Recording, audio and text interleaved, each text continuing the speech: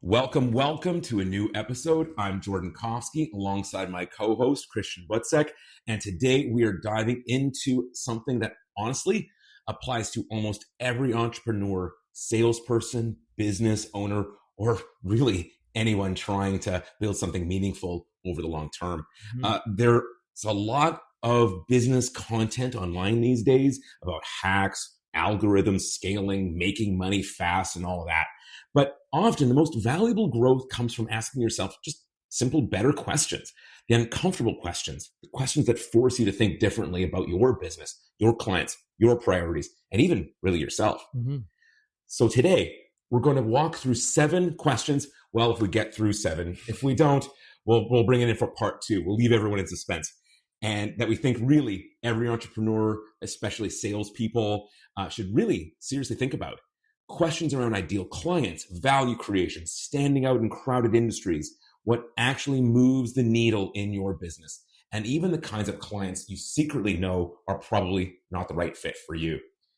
Honestly, Christian and I thought this would be interesting because we come at it from 2 different angles, really. Christian's a realtor, I'm a mortgage broker, and while we work in similar worlds, I think we've both learned very different lessons over the years about relationships, trust, marketing, and building a business sustainably.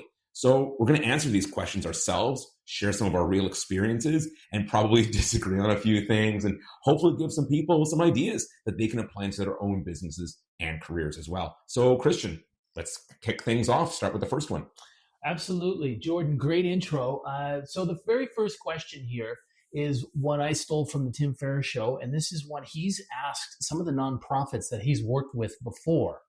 And it's based on the principle of 1,000 true fans, which is from Kevin Kelly. And the whole idea is that you don't need to boil the ocean. You can just boil the pot of water. And so you don't need to sell to 1 million people. You just need perhaps 1,000 true fans, true clients. And you can make a great living that way. And so the question is, if you could sell your services to only 1,000 clients in your lifetime, who would they be? And this is not an exercise in being politically correct. We can be very politically incorrect here, although that's not the goal in itself either. And the goal is to think about, again, you only get 1,000 clients. Now, all of a sudden, we're gonna laser focus into the type of person we really want to work with. And I think when I got started as a realtor, I think one of the big mistakes I made, and I guess this is just the mistake any salesperson or any entrepreneur will make, is we're too focused on trying to get business everywhere, trying to get every single client. And what happens is it wastes our money, it wastes our time, and it wastes our energy. And those are finite resources. So for sure. When I'm thinking about this question, I mean, I can go first, but perhaps you'd like to go first too, Jordan. Sure. What do you think? Like when you think about that, like who would you only get 1,000 people. Yeah. What does that prototypical client look like to you? That's a really good question. And like, much like yourself, as you described, like you start off like trying to help everybody. And I still kind of fall into that sometimes. As I was just sharing, like, I like to help everybody. I wear my heart on my sleeve. I'm that kind of person. So if you got a good story, I'm going to be there to help you out. But really, truly, honestly, probably people who really value strategy, guidance, relationships over just chasing the absolute lowest rate possible. It happens all the time that they go, I've gotten phone calls from people going, oh, hey, I have this rate from X lender. Can you beat that? And then it's like, I could, but why do you want me to beat that? Like, do you want to save money? Like, what's the goal here? Is it just a number? Why? Because there's so many different strategies to take in paying down your mortgage more quickly or paying less interest overall. Or is it that you want cash flow? There's different reasons for why you do different things. And I think that people get so bogged down in that one very simple question about what's the best rate. You miss out on a whole plethora of different options that are available to you. So I value those clients that really look for that strategy, guidance, and relationship building that I like to offer as I share. I wear my heart on my sleeve, and that really matters. How do you identify those people? It's a good question. So I go through I have a thorough intake, and I talk to my clients, and we have a discovery call, and we go over, hey, what are you looking for? Do you know how this process works? Do you understand what I bring to the table? Yeah. And all of that. And that really becomes important. And if people value that, you can kind of pick up on it. Okay. But I've had people that go, yeah, you know what? We're really just looking for the best rate possible, for example. And at that point, I tip my hat a little bit and I say, thank you for being honest. And then we sort of talk about what I can do to help them get that as well. Yeah. So I have obviously 50 plus lenders at my disposal. Yeah. Can we use any of those? Yeah. Great. Then we talk about that. And then if it's really the rate at that point, okay, well, here's some other options that may be able to work. And if they don't, okay, I'll talk to you about that. And if you want to go for it, see you later. Now, if that's the first question that what do you find if you could take a random sample of 10 clients you've worked with, and if the very first question is, what's the best rate? How many of those clients do you find actually end up sticking with you? Rare.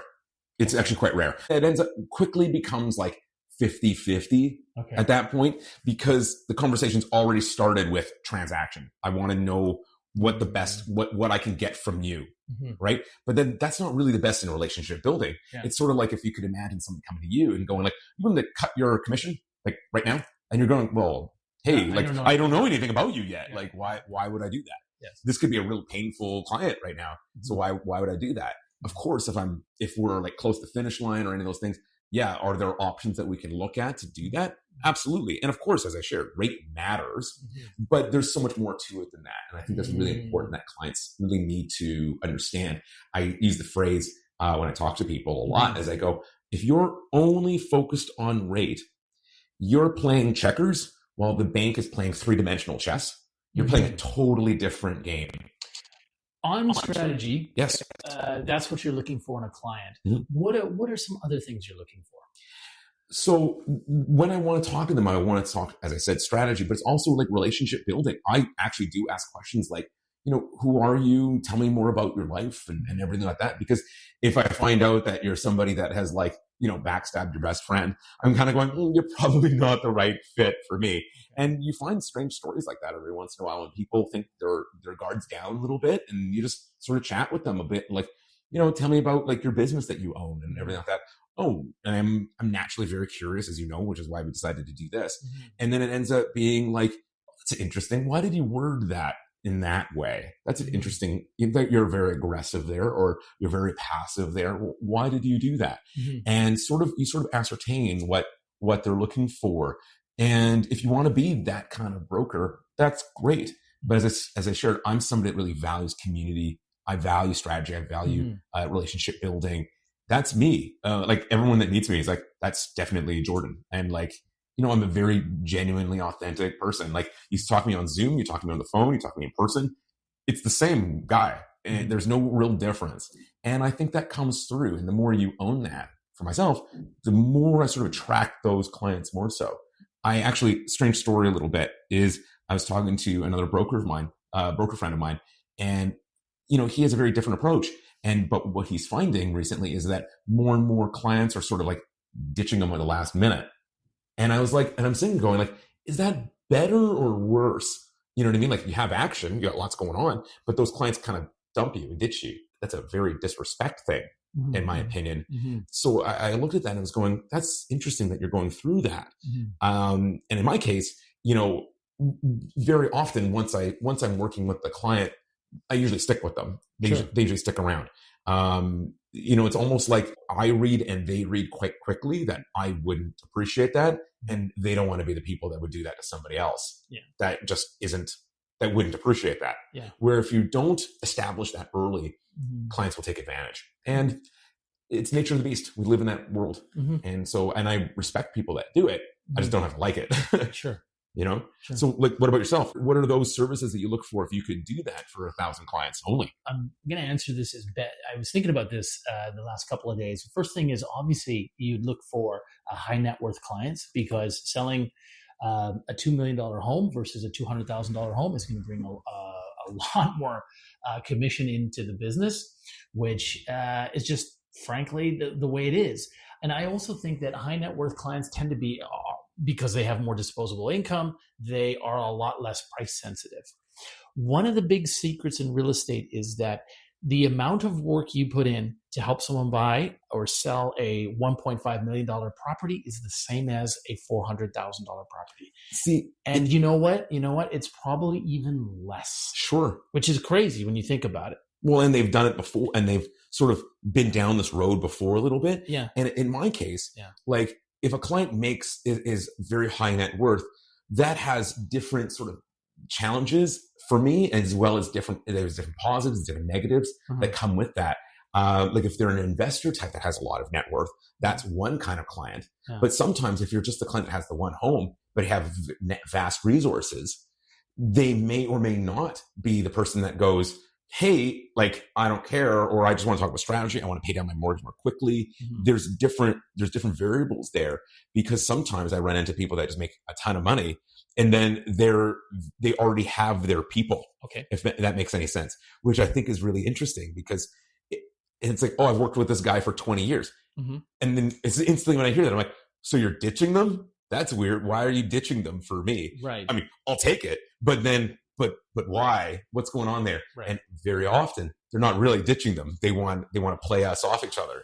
But then that also speaks to who they are as well as people. Right. So, but in your case, I could totally see why. High net worth, you want a bigger home, better home, and then they want to move up, different style. But you know what? I can say that now because I've been in the business 11 years. Sure. When I had first gotten into the business, I'd been in the city for just about 2 years. I didn't go to school here. I didn't grow up here. I didn't work here. So I didn't have those second and third cousins who could potentially be good business, sort of to kind of get my legs going.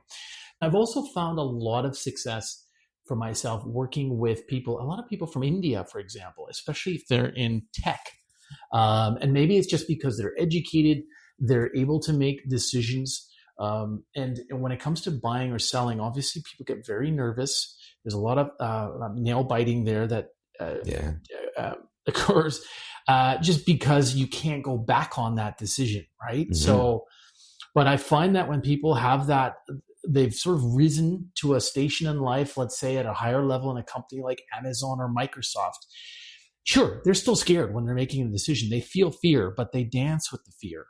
And whereas, let's say it's a first-time buyer in their 20s, especially if it's someone single, the fear stops them, whereas others keep going. And it's important to be able to and I think in my position, to identify someone who is able to make a decision. And so, and just obviously the important ones would be somebody who is motivated. So someone who comes to me and says, like, I got all the time in the world, we're going to take it easy, I'm not in a rush. That's like a guy telling a lady, in her early 30s, look, I got all the time in the world. I'm not looking for any commitment, nothing serious. Like, he's out. Yeah, right, absolutely. And it's the same thing in that sense. I always think that, agents and mortgage brokers to some degree, we're kind of like, women in the dating market, right? You're looking for someone who's ready for a committed relationship. Yeah. And who's going to be open, honest, direct with you and not string you along. See, that's so interesting because for me, like, look, I don't want to be strung along either, obviously, but I also recognize that I'm willing to sort of water those plants a little longer and flower and grow it. I'm more like I always say, and mortgage brokers make this kind of claim and statement a little bit in the industry as well. We're more farmers. Yes. In comparison to realtors who are more hunters. I think it goes both ways. Like, I think, when you start in the business, you are a hunter because if you don't know anybody, you've got to get out there. You got to host open houses. Got to pick up the phone and call people, right? Make appointments, invite them out for dinner and so on. But once you've been established in the business, and if you do a great job, and I thought the best marketing advice I ever heard was from Warren Buffett's business partner, Charlie Munger, who said, the best marketing you could ever do is do a great job for the client in front of your face. Yeah. Work on them, do a great job, and that will help scale your business. And I've always taken that advice to heart. I've tried to do that. And I guess thankfully, after a decade in the business now, it starts to come back. And so because your time fills up, you might, if you're working in the business full time as a full-time agent, you maybe only have 5 or 6 clients that you can really service. Actually, I'm curious about this now, since we're talking about it and going a little off base. Yeah. Did you find when you started, was family and friends easy to go after and people to talk to that would be willing to work with you? Or did you find family and friends were more hesitant to work on? No, I didn't find it was a good at all, because I'd moved here from Toronto. And I had spent 6 years living in Tokyo before I came to Vancouver. And so I had zero contacts here.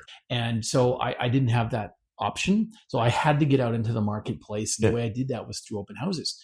So, and that was, and then, you just try to build that connection really quickly, build that rapport, invite them for a meeting. And then you have to be able to give massive value, at that very first meeting.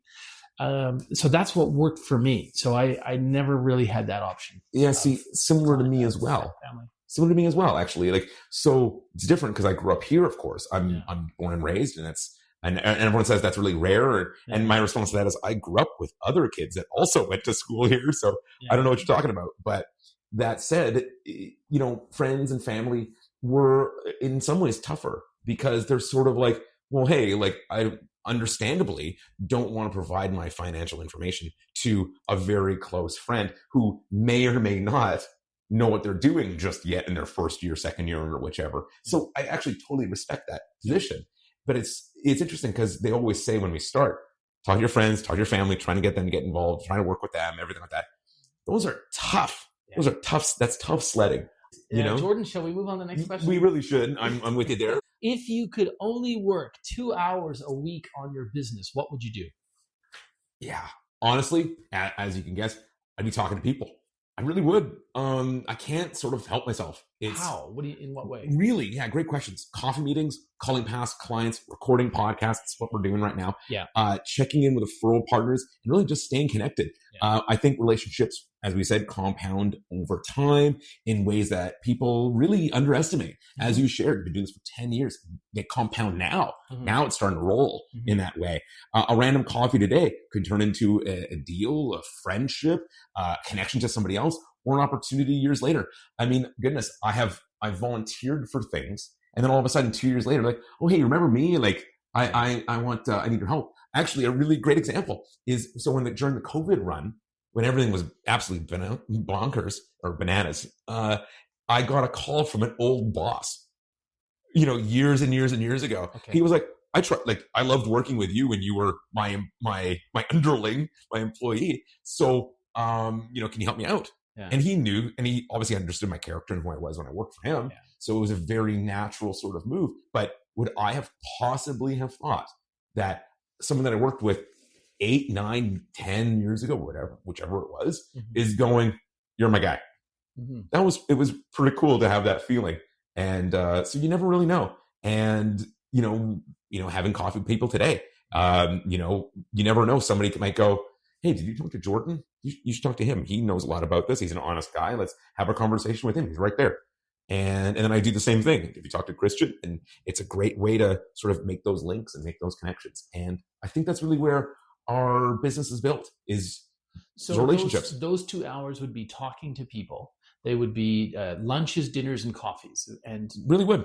Okay. Really would. Because when those go well, then you start to transfer that to, let's say, hire an underwriter or something like that to do the back end stuff. But I'm still out there talking to people, getting their names, getting their info, and doing that stuff. You can always get somebody to do the numbers. Mm-hmm. You know what I mean? Mm-hmm. Person to person, that's a whole different game. Yeah.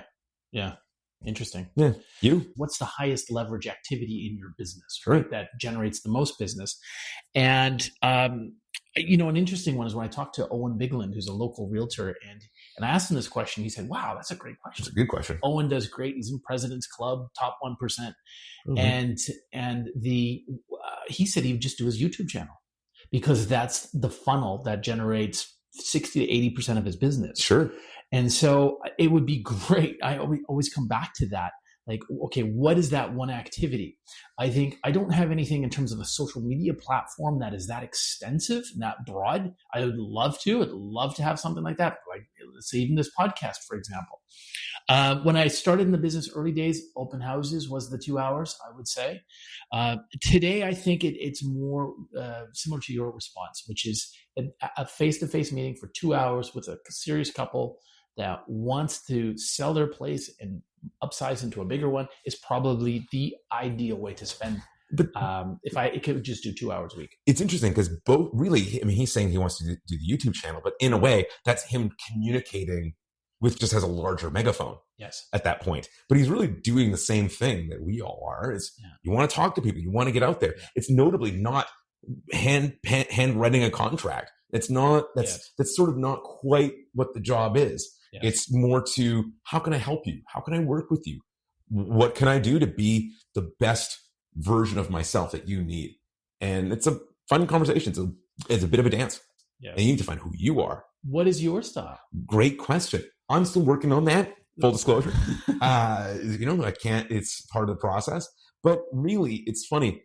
It took me a bit and I actually asked around and it's my genuine, like, I know this sounds sort of cliche, but it's my genuine authenticity. Like, as I said, people that talk to me on Zoom, on the phone, in person, whichever, it's still the same me every time. And everyone's like, you're like, I totally get it. And like for a long time I would go, but why are people coming to talk to me? Mm-hmm. And it's like, I would ask and they go, because you're you. You're not a phony. You're exactly who you say you are. Mm-hmm. And that matters to us because we want to work with somebody that doesn't pull punches. Like you're just that guy. And we appreciate that. And who doesn't like that? I swear, I remember I had a client once that, he was going through a tough time and he's sharing a little bit of what's going on with him. And then I did the same thing. And he was like, thank you for sharing what's going on in your life a little bit. And I can share a little bit what's going on with mine. You're a real person. Mm-hmm. You don't treat me like a number. I used to work in HR and sort of in a way. And I used to talk to people about that. And what's the difference between Google and Microsoft? It's not the money, it's the people. Mm-hmm. And it's how you come across and who you are. And they do such a great job of that. So I think in the same way, don't treat anybody like a number. Mm-hmm. They're just people. Yeah. Right? Yeah. Well said. Right? When you're trying to get yourself out there, and what's your brand that you try to say who you are? I take a very educational approach. Mm-hmm. I always look at it as if I were going to go to a car lot and buy a car. I don't know anything about cars. I've never been a car guy, never really been interested in it.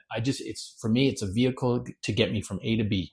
If you're going out to the Toyota dealership and you're buying a new car, I do hope that they would take some time to educate me through it and, explain, here are the pros and cons of this versus that, and not just kind of like slam me into a vehicle through a quick sale. That's a really good question. So we were talking about rates before, right? Yeah. I want to find the best rate. What if you walk in a lot? I want to find the cheapest car. Well, why?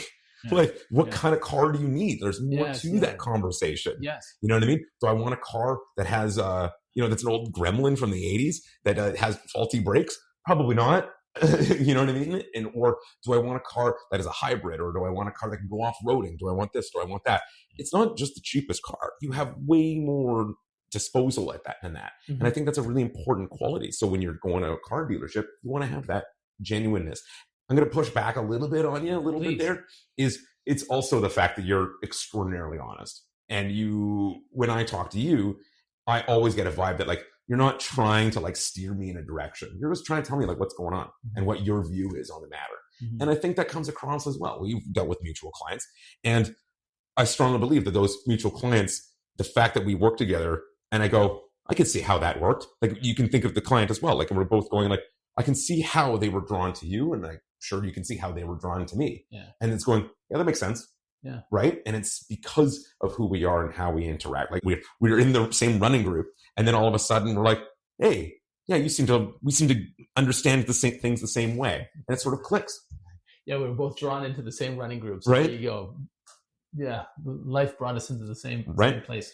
And then, so let me ask you one now instead. So what few activities that are really not scalable, like currently, but really do turn into future scale, future business? Okay. So I love this question when I came across it on in a podcast. And then what it's driving at, of course, is when you have a direct face-to-face interaction with a customer or client, you learn what they like, what they don't, and then you can do more of what they like and scale your business. Mm-hmm. And so the example is from Airbnb, where in the early days, they like Brian Chesky and his partner founder would literally go to the apartment for somebody who wanted photographs taken and wanted their listing put up on their site. And while they were there, the founders of this company, of course, nobody really, it wasn't a big company, so it was no big deal. But it gave them a chance to just ask, even if it was just 2 or 3 questions about why they were doing this, what was important to them, what would make it easier. And so they just kind of drilled down on that. So that's where we get why I came up with that question. I think for me, in short, I guess the face-to-face meetings we come back to, like taking someone out. I mean, when I say coffee, but more so, I think a direct buyer or seller consultation, and just doing that over and over and over again, even if it doesn't turn into a client, the fact that they've had a very good interaction, hopefully you've loved upon them. I often tell the person in the very first meeting, I'm going to be like Oprah. I'm going to listen. I'm going to ask questions, and I'm just going to listen some more and ask some more questions. But well, if you're more like Oprah, I would think to myself, like, you get a car, you get a car, you get a car, you get a house. I'm like, I'm in. yeah, right. Obviously, just following up with past clients, which I do a poor job of because I just get so busy with life, with the family, and I don't do enough of that. And then the last thing I do is I just occasionally will write a letter to a client, handwritten, no form letters, especially if it's a referral. Put in a little $25, $50 gift card, just say thank you very much. And I mean, not scalable, but hopefully it leaves an impression. So that's why I do that. You handwrite your letters? Goodness, that's phenomenal. But I don't do a lot of them. It may only be about 15 to 20 a year. But what a moment to write that, and then the client opens it and goes, this dude wrote a letter. Like, I was talking about this with somebody the other day. He was like, would you type it or do you write it? He's like, no, handwrite it. Yes. So I type it out. Yes. Who typed it? Right? Handwriting it shows you took the time and you care. In his case, he was doing it to like get involved and talk to a client of his. And the client eventually called him back and said, yeah, you got my attention. We're not going to work together yet, but you got my attention. Yes. Because you wrote a letter. I remember one time I had a client, I was trying to get a client, and I seriously mailed him a brick, and I taped a handwritten letter on it and wrote, I could have thrown this through your window, but instead I decided to mail it to get your attention. Please call me. This is my number. He knew what I was calling about. I was about internet marketing. Did he call you back? He did. Okay. And he was like, that was awesome. Like, I loved it because it's so like offbeat, but you get their attention. Yeah. And I think handwritten letters, that again speaks to who you are. What about that example from the brick? Are there other examples of things you've tried? Oh, like wacko stuff like that? Yeah. Oh, man. You know what? One of the things I do actually at open houses, but this is very scalable, is mortgage brokers, they're there to, connect with clients and stuff like that, which is great. I totally do that too. Yeah. But I thought to myself, what if I took that one step further? And so I actually bring like candy and stuff like that. Okay. And I bring bags and put it in bags. You're going to like a little kid's birthday party, loot bags. Yeah. And I thought of that concept, and I actually give those to more serious buyers that come in the door. You can tell who's more serious. Yes. So when they come in, they usually bring their realtor and stuff like that. Yeah. And then if I give that to the right person at the right time, they walk in with a smile on their face, then they come in, they're having a great time. The buying realtor's talking to the selling realtor. It just starts that conversation well. Yeah. And at no time is the other person going, man, I didn't like that mortgage broker trying to give clients a good time. It's great. I've used that I call it open house survival kits. Yes. It's funny you say that, because the one gift that I was ever given at an open house as an agent, the other agent gave me a $10 Starbucks gift card. Sure. And I don't know, I can't remember why it was, but he was just so friendly and genuine about it. And to this day, I still remember his name, and I still remember that. And I was just so pleasantly surprised by it. Sure. Whenever he's called, I'm just as helpful as he can be. Right? You never know. And he's like, and you're like, I love that guy. Like, no one's going to be like, I didn't like the guy that gave me the $10 gift card. It's not about the $10 gift card. It could have been $1. It could have been $5, whatever. It's just like, you're all right. I love that guy. Absolutely. Right? Absolutely. Jordan, next question is, I got to pull it up here. Wait, I don't get to answer the scalable question? Oh, I'm sorry. Okay. You go. Okay. So, judging by that, clearly, honestly, this podcast falls into that category. It's not really necessarily scalable, but it's but it definitely will turn into something that's more relationship building and connecting with people. But transactionally, certainly, you and I, like, there's not literally a deal on the table right now, but we're obviously building towards, working together more and building more connections and trust in the community over time, right? I think you and I genuinely enjoy doing this, judging by how we're doing here. So there's that. And something I really, really enjoy doing is I call them annual mortgage reviews. So what I do is with my own clients, I call them every year to go, hey, let's go over your mortgage. Let's talk about everything. How are you strategizing it right? Do you understand how prepayment options work? Do you know what else is out there? Do you need any changes? Because you never know. Maybe they've run into a debt situation that they really need help with.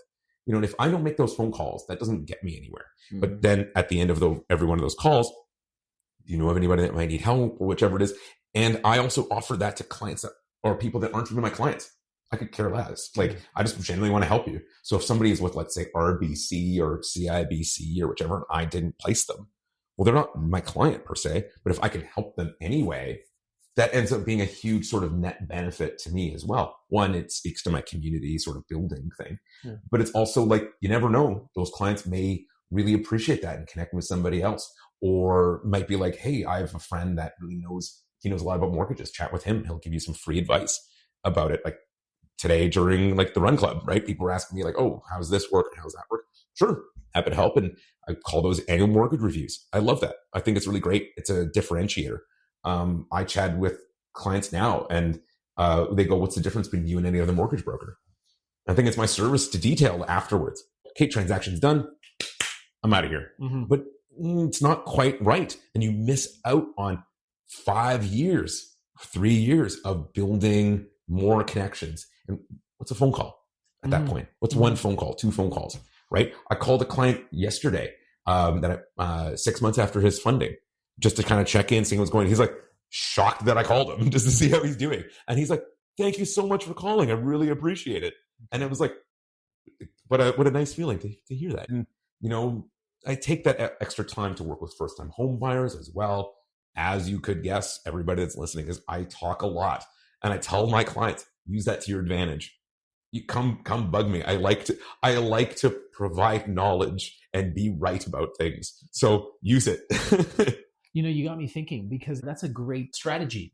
The annual mortgage review, you call them because who knows what's changed, right? Sometimes it makes sense for them to break their mortgage and get into a different mortgage product. They could save thousands of dollars. So that's a good one. And I'm just thinking about how I can apply that to my business. Can we move on to the next question? We can. Do we have time for one more? Let's do one more, but okay. Let's make it an easy one, and then we'll leave everyone in suspense for the other ones. Sure. What do you want to do? Well, you're running this boat show, so you tell me. Okay. How about, what's the most valuable thing you do that doesn't directly make money? Well, very similar to what I just said a little bit there, but it is the relationship building and the community aspect of things. Like, I'm a Rotarian. Like, I love to do that. And it's like, does that really translate directly into a sale? Not really, but it's so much part of who I am, and being able to like help the community and I like make lunches for disenfranchised people or whichever that need the help. Like, why not? Right. And it makes me feel good.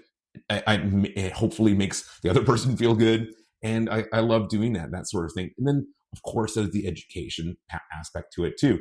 That's what the annual mortgage reviews are really. It's just me going over, like, do you understand how prepayment options work? Do you understand how your penalties work? Do you get that? And like, a lot of people go, oh, I had no idea that was a thing. And what was even crazier is when they asked me something that I didn't know was a thing. I just asked this, and it's during the transaction now. Is he goes, hey, if I overpay my prepayment options, is there some sort of internal mechanism in the portal or in the system that would stop me so I don't incur a penalty accidentally? Because if it goes over the mark of what you're able to do, sometimes lenders will penalize you for that. You're paying it off too quickly. Okay. You know what I mean? So when he asked me that, I was like, that's a real good question, because how often does that really come up? Yeah. And then I reached out to the lender going, do you have this? Because it makes sense that you would, right?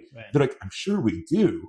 And then sure enough, now I've got them wondering. So now they're going to check out tech and asking software, do we do that? Is that a thing? Because if we don't, we should. Because that's a great service. And so lo and behold, we have a client who just was thinking outside the box asked me something, which was like a very interesting question.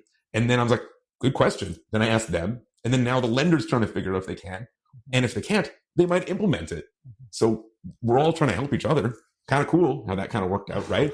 The podcast, of course, is a great example of things that don't necessarily make money right away. Most episodes aren't generating the application literally tomorrow. You never know. But as I said, volunteering, helping young people. I do talk about finances and stuff like that with younger people that don't really know how that works. As I said, helping first-time homebuyers understand what mortgage they're getting. Like, for example, do you know the difference? We can talk about this on another episode, between a variable rate mortgage, an adjustable rate mortgage, a fixed rate mortgage. Most people don't realize there's different kinds of variations. Insured, insurable, uninsured, conventional. How does that all play into it? What's insurance? What's mortgage insurance? How does that all work? Things like that. I do this thing called the Adopt a Mortgage program as well, where if a client, if I didn't place them and they want me to like essentially be their broker, like they're helping manage their mortgage, and I will say, hey, share a little bit more information about your mortgage if you like. I can put you into the system, and then I reach out to you and we connect and talk about, hey, so you're with RBC, so this is the prepayment options that they offer. Are you utilizing that? Do you need help with that? And if they go yes, no, or maybe so, then at that point I can decide. We can talk about that, or do you need help? And then I go, do you need help with your taxes? Do you know tax people? Do you know a realtor? Do you know, are you still in contact with them? Do you need a financial planner? Oh man, we're doing some renovations. Oh, do you need a countertop guy? I got a countertop guy for you. Why not? And then sort of, again, gets me sort of in the connection. Does it give me immediate financial reward or upside? Not necessarily, but maybe down the line it might. And so I think that's, it doesn't directly do it, but it grows over time. Okay. What about you? I think the Run Club. The Run Club is something I've been doing 5 years. And, Jeff Scotes, who founded Social Run Club, during the pandemic and wanted to connect with people because he found he was feeling lonely. There wasn't, it was hard to get people together. You couldn't go anywhere. And so the Run Club, I've been doing that for 5 years now, with Social Run Club. And it's just been a lot of fun. Because of the Run Club, I started to get business, and that was the big surprise from it. So I thought, well, why don't I sponsor this? This is, it's my way to give back. And it's been great in the sense that I've been able to attract clients through it, but it's just something, and I never would have even thought that you would meet clients at a running club of all places. But yeah, it's been fun. I volunteer there, and obviously as a run captain and so on. So I enjoy that. Yeah. Too bad I can't do more run clubs. Well, yeah. You know what? I don't think they would all work like this anyway. And I think it's because the leadership, Jeff, has a certain personality, and any organization often takes on the personality, the values of the founder, and that sort of filters on down. So even if you went to 20 other run clubs, I don't think we would find the group, the culture of the people the same way. I think that's actually really accurate. Like, we were talking to people today, like in the run club, and somebody was like, oh, this is my first time. Like, we're a good group.